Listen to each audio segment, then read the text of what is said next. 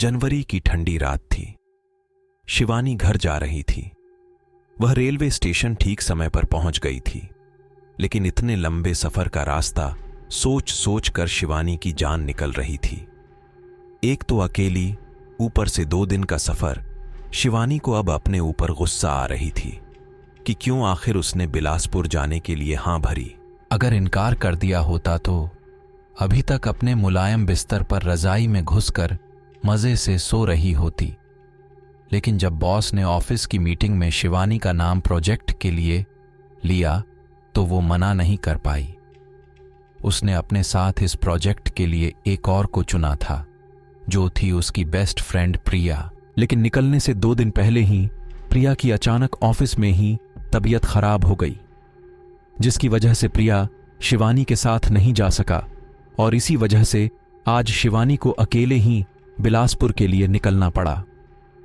प्रिया से बात हो गई थी और तय हो गया था कि जैसे ही उसकी तबीयत ठीक होगी वो फ्लाइट से सीधे बिलासपुर पहुंच जाएगी। स्टेशन पहुंचकर पता चला कि ट्रेन आधे घंटे देरी से आने वाली है। शिवानी ने मोबाइल में टाइम देखा तो रात के 11:30 बज रहे थे, मतलब 12 बजे तक ट्रेन आ जाएगी। धीरे धीरे समय बीता, ट्रेन और लेट होती चली गई।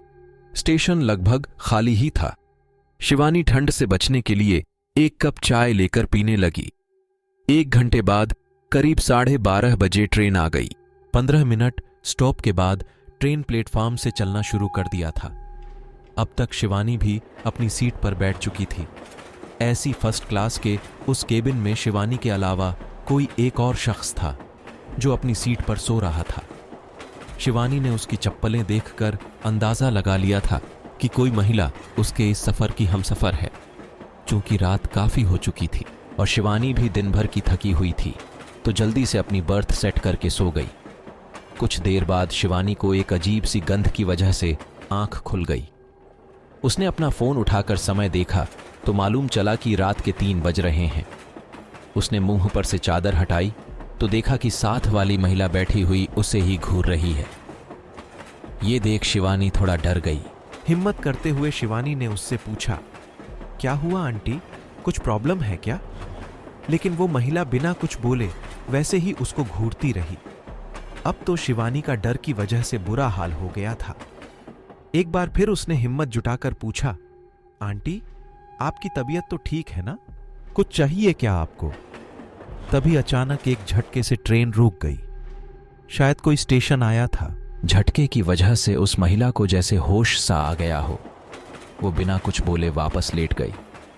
शिवानी को उसके इस अजीब से बर्ताव पर आश्चर्य हो रहा था और उसकी समझ में भी नहीं आ रहा था कि इतनी अजीब सी गंध कहां से आ रही थी और वो औरत कैसे इतनी गंध में भी सो रही थी। ट्रेन ने वापस रफ्तार पकड़ ली। शिवानी गेट खोलकर अटेंडेंट को बुलाने गई।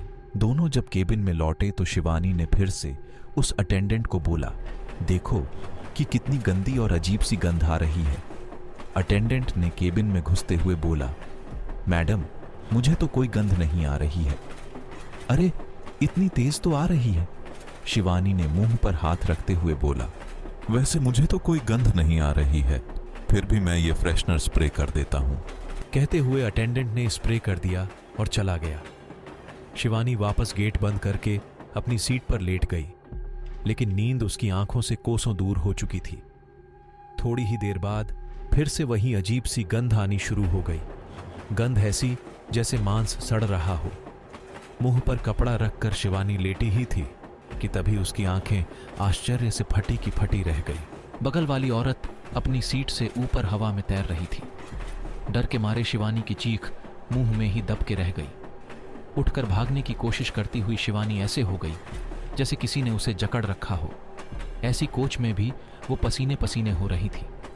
अचानक वो औरत एक भयानक चीख के साथ शिवानी के ठीक सामने आ गई। डर की वजह से शिवानी हिलडोल भी नहीं पा रही थी। चीखना चाह रही थी, लेकिन सिर्फ आंसू ही गालों पर गिर रहे थे। उस औरत ने शिवानी के चेहरे के बिल्कुल करीब आकर एक बार फिर भयानक चीख मारी और उसने हाथ बढ़ाकर शिवानी का गला पकड़ लिया और फिर से एक जोरदार चीख मारी। शिवानी ने अपना गला छुड़ाने के लिए जैसे ही उसका हाथ पकड़ा, कुछ गिलगिली चिपचिपी सी चीज उसकी हथेलियों में लग गई और अचानक वो औरत हवा बनकर गायब हो गई। शिवानी डर कर गेट की तरफ भागी, लेकिन गेट अपने आप बंद हो गई। बहुत कोशिश के बाद भी उससे गेट नहीं खुली। ऐसा लग रहा था कि कोई पूरी ताकत से गेट को खोलने से रोक रहा हो। शिवानी गेट पर ही बैठ गई और रोते रोते बाहर निकलने का आइडिया सोचने लगी। तभी उसको अपने फोन का ध्यान आया और झट से फोन उठाकर रेलवे पुलिस को फोन करने लगी कि अचानक किसी ने उसका फोन छीनकर खिड़की की तरफ उछाल फेंका। खिड़की के शीशे से टकराकर उसका फोन गिर गया। शिवानी ने जोर जोर से दरवाजे को पीट पीट कर मदद की गुहार लगा रही थी, लेकिन उसकी आवाज को सुनने वाला कोई नहीं था। तभी अचानक से वहीं भयानक चीख के साथ वो औरत फिर से केबिन में न जाने कहां से आ गई। उसने शिवानी के पैर को पकड़कर खींचा और केबिन की दीवार पर पटक दिया। शिवानी के सिर में चोट लग गई और होंठ फट गए, जिससे खून बहने लगा। जैसे ही उस औरत ने खून देखा, उसने अपनी लपलपाती जीभ से उसे चाट लिया। खून चाटते ही उस औरत का चेहरा एक शैतान के चेहरे में बदलने लगा। एकदम काला जला हुआ चेहरा, आंखों की जगह बस खाली गड्ढे, लेकिन उनमें कुछ सफेद सा चमकता हुआ दिखाई दे रहा था। नाक की जगह बस 2 छेद। मुंह में दांत थे कि नहीं ये नहीं पता, लेकिन जीभ एकदम काली थी। जले हुए चेहरे से खून निकल रहा था। शिवानी इतना भयानक चेहरा देखते ही बेहोश हो गई। थोड़ी देर बाद जब होश आया तो उसने देखा कि केबिन में वो अकेले ही थी। वो औरत एक बार फिर से गायब हो चुकी थी। किसी तरह से अपने को संभालते हुए वो फिर से एक बार गेट की तरफ बढ़ी और सिटकनी खोलकर बाहर आ गई।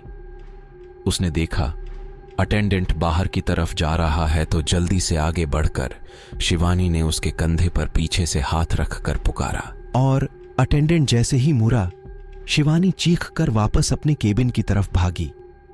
तो दोस्तों, क्या शिवानी बच पाएगी और उसके साथ आगे क्या होने वाला है, क्या आप जानते हैं? इसका दूसरा भाग बहुत जल्द आ रहा है। तो दोस्तों, इस वीडियो का अगला भाग देखने के लिए प्लीज चैनल को जरूर सब्सक्राइब करें। धन्यवाद।